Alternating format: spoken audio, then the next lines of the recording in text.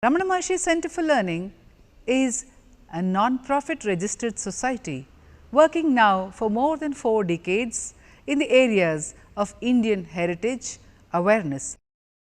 Om Arunagirishwaraya, Om Arunalingeshwaraya, Om Arunachala Namaha.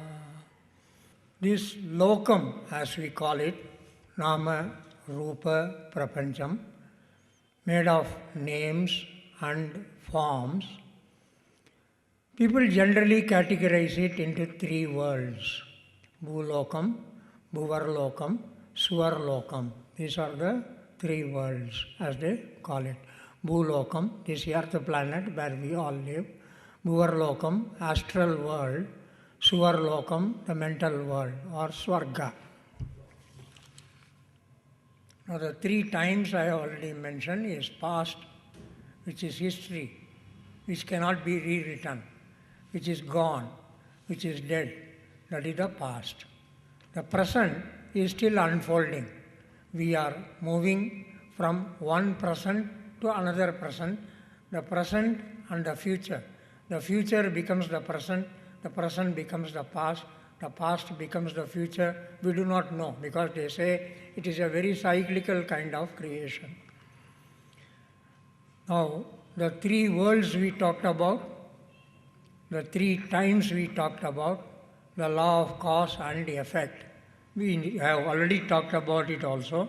The cause follows the effect and the effect follows the cause. This becomes like a binding chain. People actually are unable to break out of it. The wheel, the flying wheel as we call it, or the wheel where the children merry-go-round wheel, in those days they used to have different pictures and all that, fish, and then the tortoise, then the Vamana, the Narasimha, like that. They have the different avatars used to be there. Out of different types of creation, different beings to say, Yella Pirappum Pirandu Ilaithen, Pullagi, Pudagi, Puruvai, Pal Virgamagi, and it goes on, Tiruvasagam goes on like that. Like that we have taken different 8,40,000 yonis or something they say. 8,64,000 or 8,40,000. So many yonis are there. And then the birth itself, in what form we are born, as what being we are born, that itself is determined by our past. That's what they say. So, how to break out of this? It is the Guru who comes and tells us, advises us, or instructs us.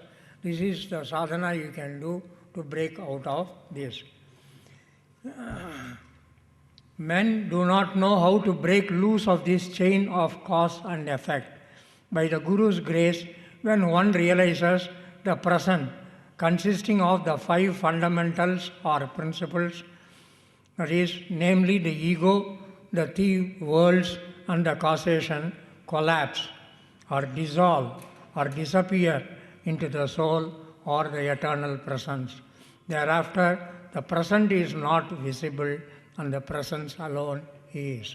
That is, the Ramana, the form we saw may not be there in that form before us, but the presence is there.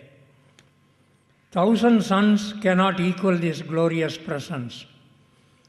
In fact, the sun, the moon, and the stars lose their shine in the presence of this presence.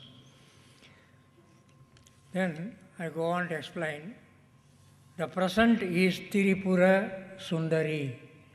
The presence is Shiva.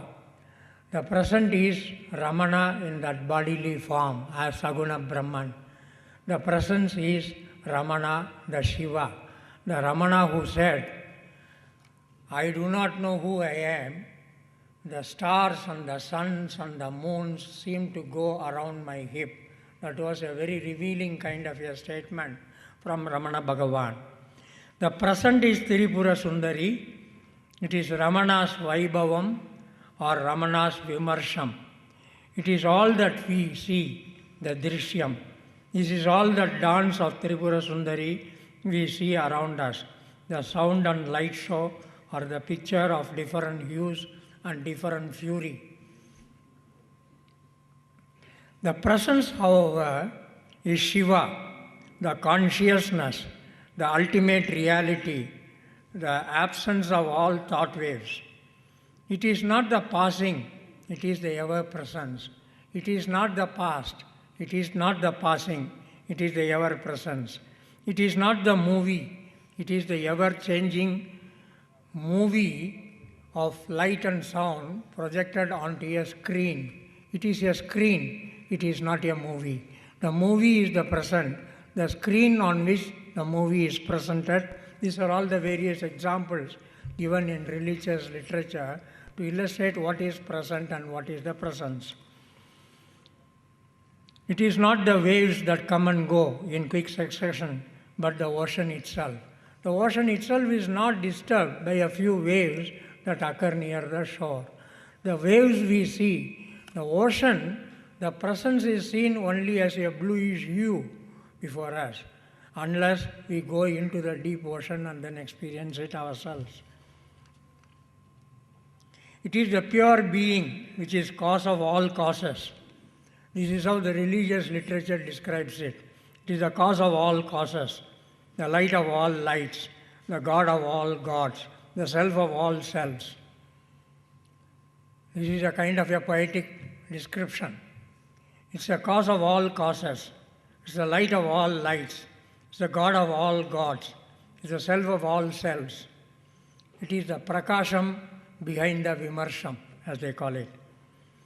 The self-effulgence, it is the Swayam Jyoti, the prakasham. Myriad rays emanate from this one light as waves or as kalas. This is the word that is used in the religious literature, the kalas.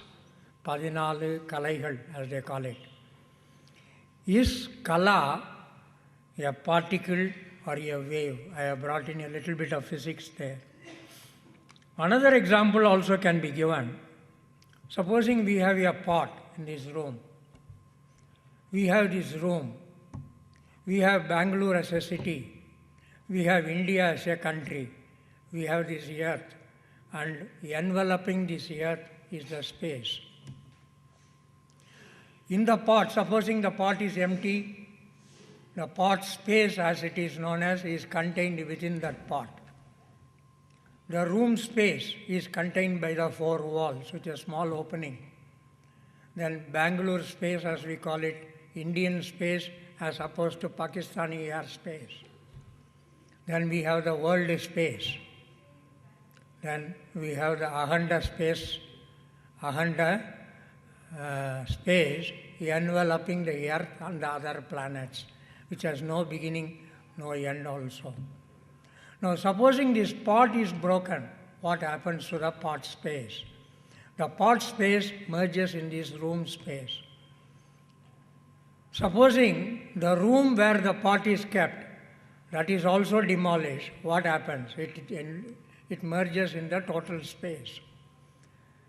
Like that, the present actually dissolves in the space. The present gets dissolved in the presence. What happens when the house is demolished, or what happens when the countries merge into one seamless union? One is relative and the other one is absolute. The relatives come and go, but the absolute presence continues forever. Now, from here we go on. How does this present blooms or emerges from or emanates out of the presence? And how does the present give way to the presence, or the present fade into the presence? Or nay, from a different perspective, the glow becomes the glory. The glow becomes the glory. One is called the process of evolution, and the other one is called process of involution or layam. One is creation, and the other is absorption. One is Srishti, and the other one is Layam. This happens through This layam, how do we get it? This happens through the Guru Sishya Parampara. The Guru heats up the Malina Sattva, that is, the milk. How does it get converted into butter? Milk is heated, kept aside for a while, allowed to cool, then the urai more is added to that, it curdles, then somebody churns it. When it is churned, so many small particles of butter emanate, and then they cluster together, becomes a ball of butter. And that is heated up to be converted into ghee. Like that, the Shishya, the scenario is created where the Shishya will feel the heat of the samsara. He will want to get vivekam. The Guru gives him the urai more or the upadesa. The Shishya recites the mantra, and then the mental agitations drop off, and he realizes that he is the absolute. The present becomes the presence. Hari Om.